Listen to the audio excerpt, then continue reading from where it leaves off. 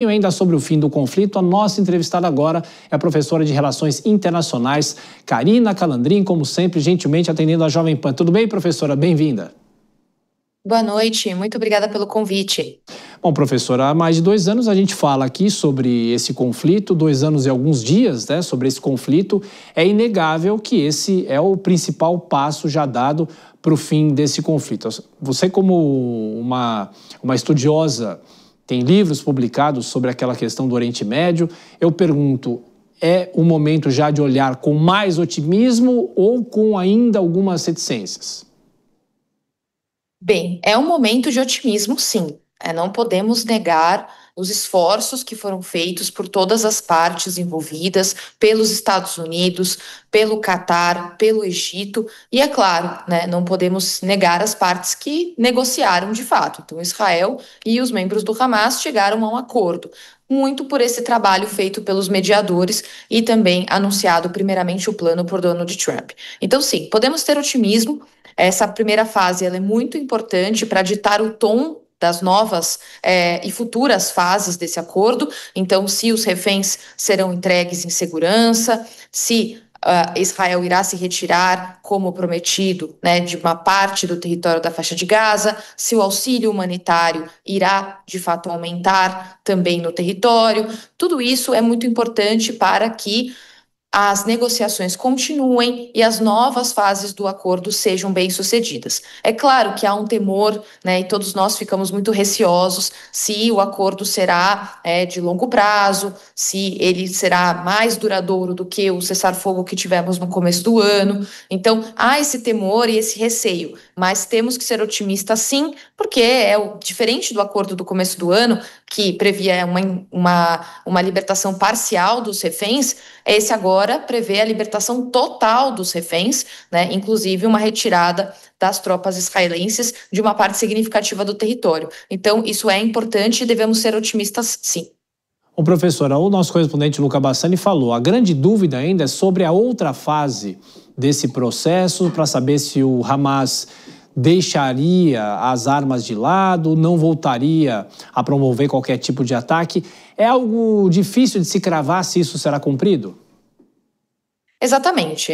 Como eu disse, eu não quero também parecer muito pessimista e dizer, não podemos, comemorar nenhuma fase desse acordo, porque o que já foi feito agora é histórico, Até então foram 2 anos de guerra, a guerra mais longa que o Estado de Israel já enfrentou desde do surgimento do Estado. Então, esse acordo ele é importante. Não quero desmerecer em hipótese alguma os esforços que foram feitos até agora. Mas sim, as próximas fases, elas é que geram esse receio, principalmente a desmilitarização do Hamas. Como o Hamas ele tem como princípio, ele tem como objetivo estabelecido a luta armada, o terrorismo, a desestabilização da região e, inclusive, o combate direto a Israel para que Israel não exista enquanto Estado na região, é muito difícil acreditar que ele aceite a sua desmilitarização, que ele aceite não ter mais um braço armado e ser só um grupo político. Porém, esse é um ponto essencial do acordo atual. Israel não aceitaria um acordo que não incluísse uma desmilitarização do Hamas. Então, já é um avanço que o Hamas permaneça no território, porque até pouco tempo atrás Israel dizia da destruição completa do Hamas. Esse acordo proposto por Donald Trump prevê a permanência do Hamas no território, só que apenas como um grupo político, não um grupo militar mais, não tendo um braço armado. E é difícil acreditar que eles concordarão com esse ponto, mas neste princípio, parece que as negociações estão indo por esse caminho. Temos que aguardar a conclusão dessa primeira fase para observarmos como as próximas fases irão se desenrolar. O professor, a partir de que momento é necessário começar já a discussão sobre o futuro da própria faixa de Gaza e, claro, aquela discussão interminável? Recentemente, na reunião da ONU, muitos países se posicionaram sobre o Estado palestino, que tem muita resistência. Em que momento essas discussões devem entrar? A partir da conclusão da primeira fase, que é a crucial, então o retorno dos reféns, em primeiro lugar, o estabelecimento, né, de auxílio humanitário, né, na faixa de Gaza, então essa entrada dos 600 caminhões por dia que ficou estabelecido no acordo, e o recuo das tropas israelenses, né, para o fim das atividades, né, de todas as ofensivas no território. Isso é o principal. Tendo isso concluído, entramos na segunda fase, que é uma fase de negociações sobre o dia seguinte, né, que se diz. O que acontece no dia seguinte pós o final da guerra? Que é a reconstrução da faixa de Gaza. Então, a faixa de Gaza ela foi completamente destruída do ponto de vista material, né? Nós vemos as imagens, né? Todos os prédios destruídos, a infraestrutura muito afetada. Então, é preciso pensar na reconstrução. Isso o plano de Donald Trump também aborda. Então, uma reconstrução e uma administração internacional provisória nesse período de reconstrução para que assim posteriormente seja estabelecido um Estado palestino. O problema é que esse plano de Donald Trump não inclui a Cisjordânia nessa tratativa sobre a construção de um Estado palestino, o que é uma dúvida, né? Não sabemos.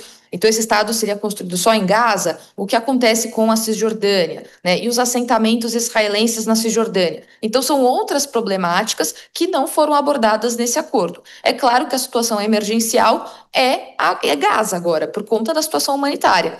Mas a Cisjordânia deve ser considerada porque é um território compreendido como parte do futuro Estado palestino e deve ser incluído nas negociações, deve ser incluído nessas tratativas. Então, a reconstrução de Gaza em primeiro lugar e, depois disso, a discussão sobre a soberania, que já foi, inclusive, abordada por Donald Trump nesse plano. E quais os méritos do governo americano nessa discussão? Muito se fala do presidente Donald Trump, que busca o Prêmio Nobel da Paz com esses acordos. Tem o acordo no leste europeu que até agora não andou, inclusive azedando a relação dele com o presidente da Rússia. Mas eu pergunto, qual que é o peso do governo americano nessa discussão no caso do Oriente Médio?